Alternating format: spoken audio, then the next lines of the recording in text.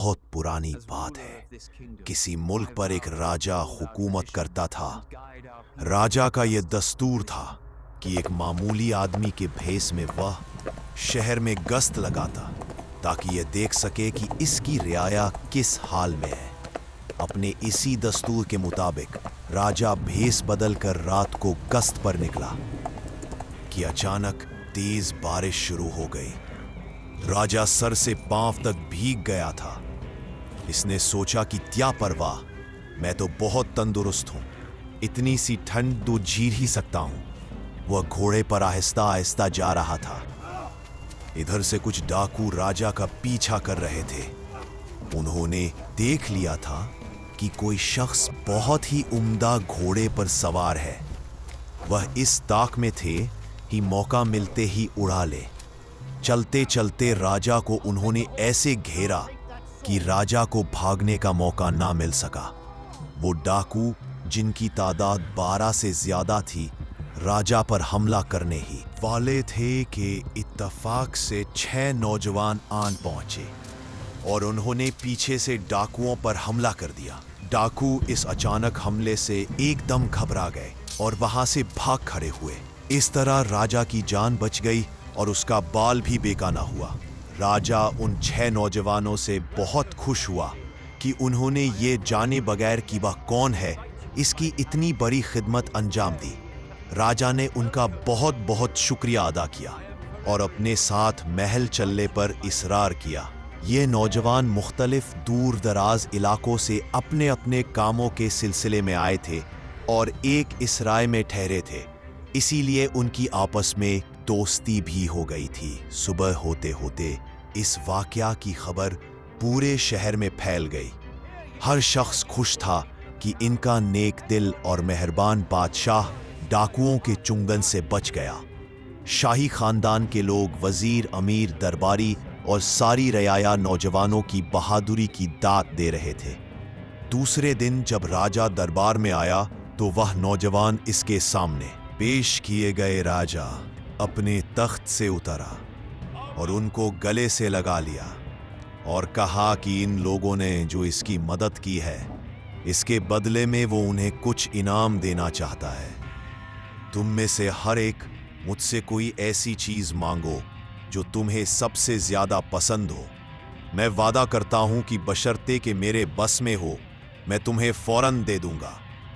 उनमें से जो सबसे बड़ा नौजवान था, इससे कहा गया कि पहले तुम बताओ कि तुम क्या चाहते हो। इसने कुछ देर सोचा, फिर बोला, हुजूर, मेरी बरसों से आरजू थी कि मैं बहुत ही अच्छे आरामदेह मकान में रहूं। उम्मीद है कि आप मेरी इस आरजू को पूरा करेंगे। राजा ने इसी वक्त मीरे इमारत को तलब किया और उसे हुक्म दिया कि इस नौजवान के लिए जल्दी से जल्दी एक शानदार हवेली तैयार की जाए। फिर राजा ने दूसरे नौजवान से पूछा कि बताओ तुम्हारी क्या ख्वाहिश है। उस नौजवान ने कहा कि हजूर, मुझे आप अपना वजीर बना लीजिए। राजा ने उसी वक्त उसे एक खिताब अता किया और उसे अपने अमीरों की जमात में शामिल कर लिया। तीसरे नौजवान ने कहा, हुजूर, मेरे गांव के लोग हर हफ्ता सब्जी बेचने इसी शहर में आते हैं। गांव से शहर तक कोई सड़क नहीं है। वैसे भी और ख़ास तौर से बारिश में इन्हें बहुत तकलीफ होती है, इसलिए मेरी ख्वाहिश है कि गरीब गांव वालों के लिए एक सड़क बनवा दी जाए। राजा ने खुशनूर का इजहार किया और इस वजीर को, जो सड़कों और पुलों का इंतज़ाम करता था, इशारा किया, जिसने बादशाह की हिदायत को फौरन लिख लिया। चौथे से जब कहा गया कि वह अपनी ख्वाहिश बयान करें तो इसने बहुत शर्मा कर कहा, हुजूर, आप मेरे बाप की जगह है, इसलिए मैं चाहता हूं कि आप मेरी किसी खूबसूरत और अच्छी सी लड़की से शादी करा दें। राजा के दरबार में एक मसखरा था जिसकी एक बहुत खूबसूरत लड़की थी। राजा ने उसे हुक्म दिया कि वह अपनी बेटी की शादी इस नौजवान से कर दे। मसखरा खुशी से राजी हो गया।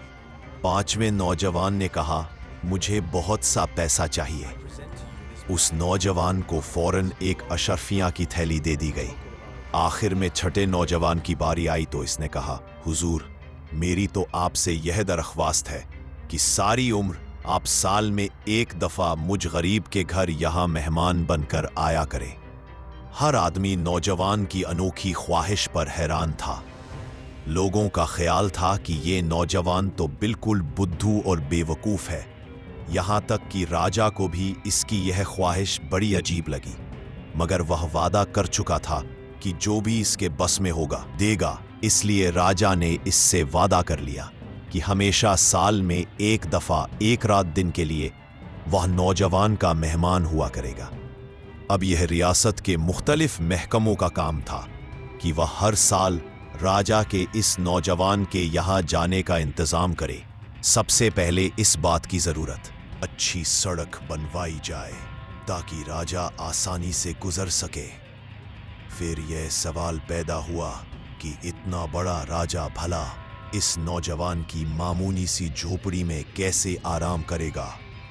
इसलिए इसके लिए एक शानदार महल तामीर हुआ। फिर एक और सवाल पैदा हुआ, जाहिर है वह गरीब आदमी इस इतने बड़े महल की देखभाल, राजा और इसके मसाहिकों की मेजबानी कैसे कर सकता था। इसलिए उसे अशरफिया की एक थैली के अलावा इसका सालाना अलाउंस भी मुकर्रर किया गया। मुद्दतों से यह दस्तूर था कि राजा किसी आम आदमी के यहाँ मेहमान नहीं जाता था, सिर्फ अमीरों और वजीर के यहाँ ही जाता था। इसलिए राजा ने इसको एक खिताब अता किया और इसे अपने अमीरों की जमात में शामिल कर लिया। वो शाही खानदान के लोगों की तरह मुझ समझा जाने लगा। अभी एक और मसला दरपेश था। वो औरत जिसे राजा की मेजबानी करनी थी, यानी इस नौजवान की बीवी, वो कोई मामूली औरत तो हो नहीं सकती थी, बल्कि ऐसी लड़की चाहिए थी जो राजा के नफीस मिजाज और अच्छे जौक से वाकिफ हो। और जाहिर है कि राजा की बेटी से ज्यादा यह बात और किसमें हो सकती थी। लिहाजा थोड़े दिनों बाद राजकुमारी से इस नौजवान की शादी भी कर दी गई। इस छठे नौजवान ने कहने को तो एक ख्वाहिश का इजहार किया था, मगर अपनी इस अक्लमंदाना ख्वाहिश के जरिए इसने वह सब कुछ पा लिया था जो इसके पांचों साथियों को मिला था। दोस्तों, यह कहानी आपको कैसी लगी कमेंट्स में अपनी राय का इजहार जरूर कीजिएगा।